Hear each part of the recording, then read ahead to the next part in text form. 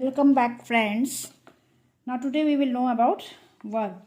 Verb is a word that denotes an action. इसमें किसी क्रिया को बोलते हैं verb. Now let us take some examples like the bird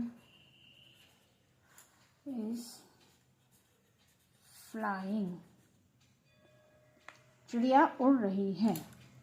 The sun rises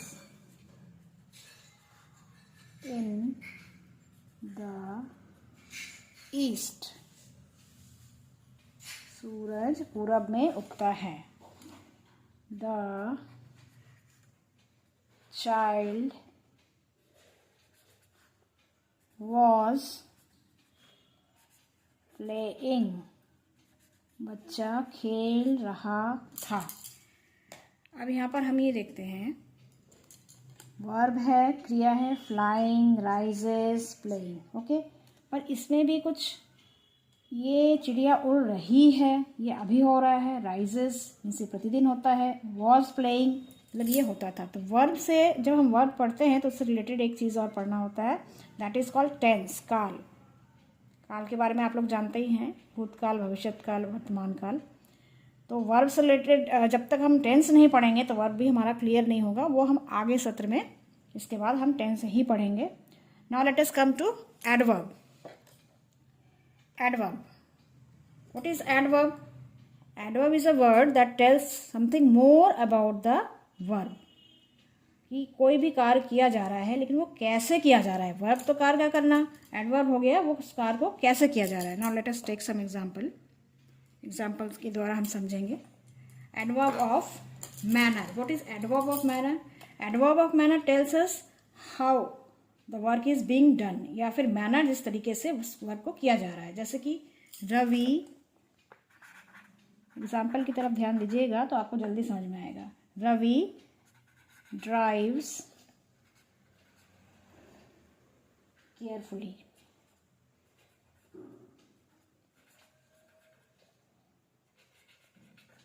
Ravi कैसे चलाता है? बहुत सावधानी से चलाता है. तो here carefully is the adverb of manner. Okay, then उसके बाद हम एक सेंटेंस ले सकते हैं. we say our prayers softly. हम लोग प्रार्थना कैसे करते हैं? बहुत धीरे धीरे, softly. Next we can say she writes neatly. वह बहुत सफाई से लिखती है. इसमें वर्ब हो गया ड्राइव्स, से और से, राइट्स, लेकिन एडवर्ब किस प्रकार से वो काम किया जा रहा है? Writes neatly. This is adverb of manner. Next we come to adverb of time. कार्य तो किया जा रहा है लेकिन किस समय किया जा रहा है. So an adverb of time tells when और at what time the action is being done. Okay, now let us take some example. The train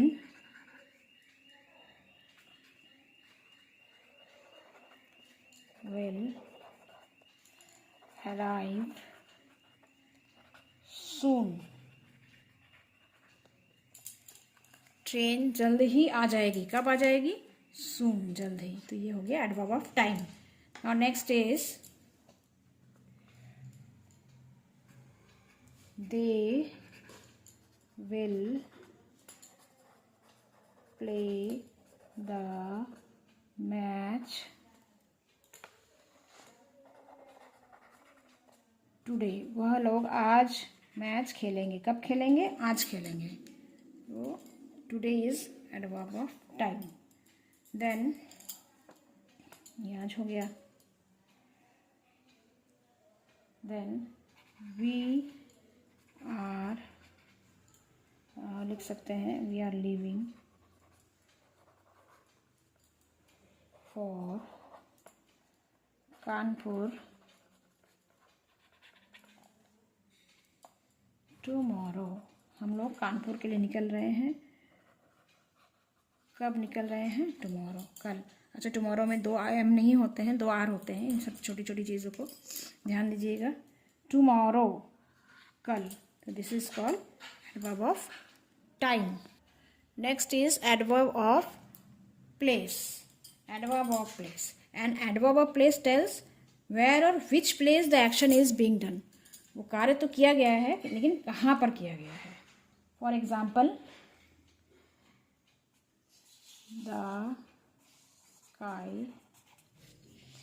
is above us।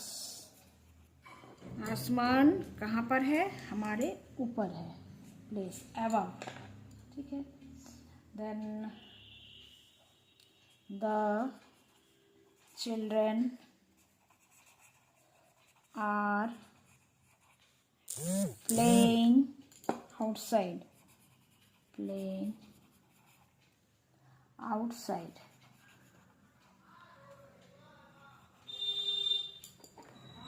कहाँ खेल रहे हैं? बाहर। तो ये हो गया आउटसाइड। देन नेक्स्ट इज, हम लिख सकते हैं our guests are going upstairs। upstairs, हमारे गेस्ट ऊपर की तरफ जा रहे हैं। जैसे ऊपर वाले कमरे में जा रहे हैं तो अपस्टेयर्स, सीढ़ियों से ऊपर जा रहे हैं। कहाँ जा रहे हैं? अपस्टेयर्स। तो this is called adverb of place. Next comes adverb of frequency. Adverb of frequency tells us how often someone does a thing और how often something takes place. मतलब कितनी बार, कितनी जल्दी या कितना देर से वो कार्य किया गया है। एग्जाम्पल ले लेते हैं। वी नेवर टेल अ लाई। हम कभी झूठ नहीं बोलते। तो कब नहीं बोलते हैं? कभी नहीं। तो इसको हम नेवर को कर देंगे। Okay.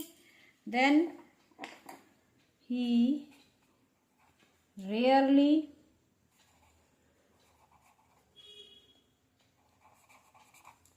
talks to me। talks to me, वो शायद ही कभी, रेयरली मतलब शायद ही कभी, बहुत कम ऐसे बात करता है। तो ये रेयरली हो गया adverb of time. Then we can write the teacher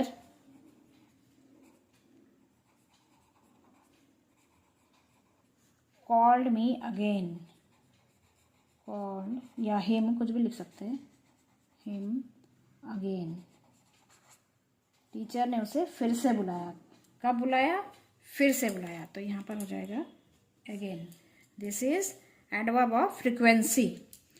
next, here I have given some practice work। 6 sentences are there।